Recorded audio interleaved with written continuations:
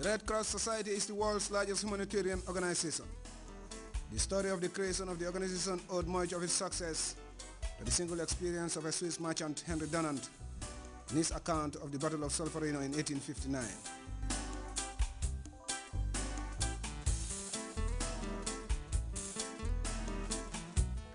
The creation of the Red Cross was spurred by the publication of a memoir or souvenir of Solferino by the man called Henry Dunant, which gave a brief account of the suffering endured by the wounded during the Battle of Solferino.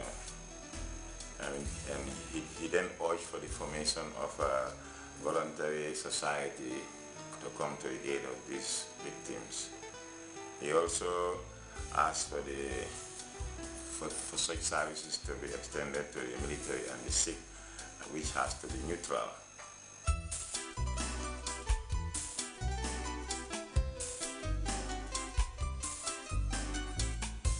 Since its formation in the middle of the 19th century, the humanitarian body has been active in helping alleviate the sufferings of victims of war, particularly non-combatants, and providing care for people in disaster situations.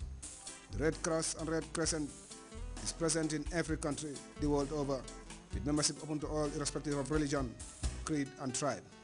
The Gambia Red Cross Society was formed in 1948 as a branch of the British Red Cross Society.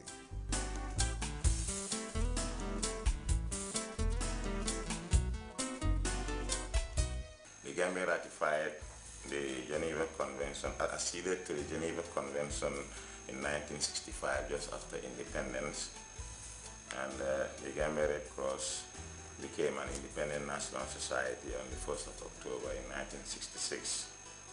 And then subsequently, on the 10th of November 1974, we became the 122nd member of the International Red Cross movement, and also what is now called the International Federation of the Red Cross and the Red Crescent Societies.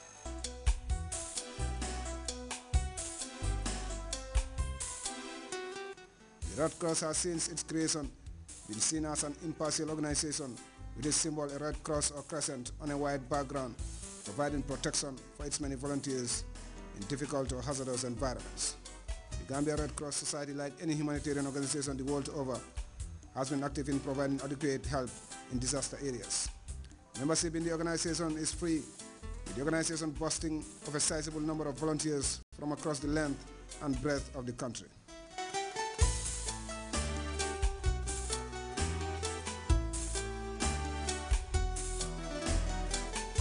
We reduce vulnerability and improve life, and that is based on the premises of health services, emergency response, disaster risk reduction and mitigation. We also engage in dissemination activities, also by promoting the principles of the Red Cross, to an extent that people become aware of the importance of human beings and living as a human being in a protective life. We also engage in youth development. Now, because if you look at the Gambia Red Cross, it has a cohort of young people whose capacities and skills needs to be orientated so that they can be very productive in the country. In the Gambia, the government has definitely recognized our role and has provided us space to work in, to deliver our humanitarian services, and we want to encourage them to further this space, and also to promote the establishment of a strong Red Cross Act that will keep us relevant in all times.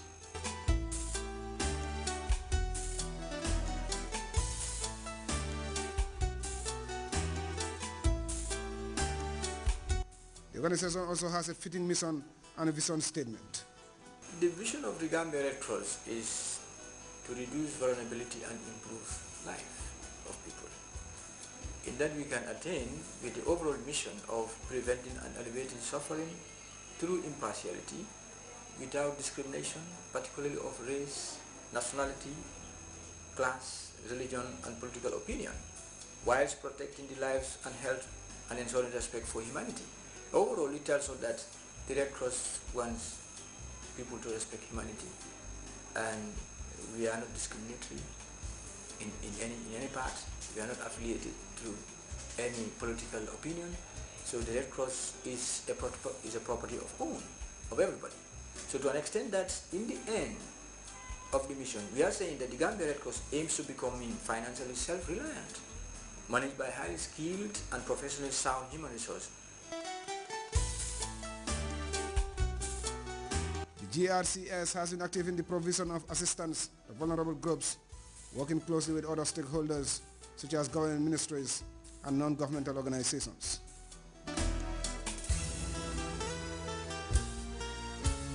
Wherever there is an emergency, Gambia Red Cross Society is called upon, and we have been responding and supporting the vulnerables because they are our key targets. And as a result, we are focused into 3 major departments, which is health and care, which is basically in the prevention. And this prevention, we empower people with information.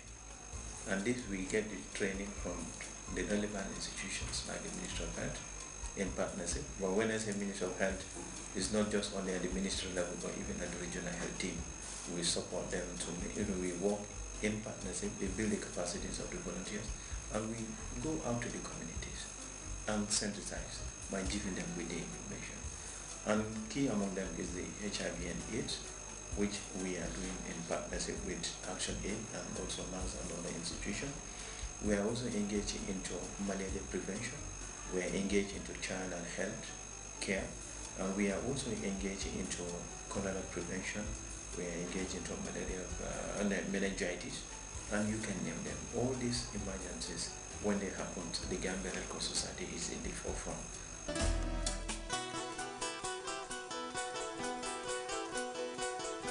The work of the Gambia Red Cross Society is not only restricted to emergency response, but capacity development as well. The humanitarian organization has and continues to invest in sustainable programs at all levels of society, providing much needed social services.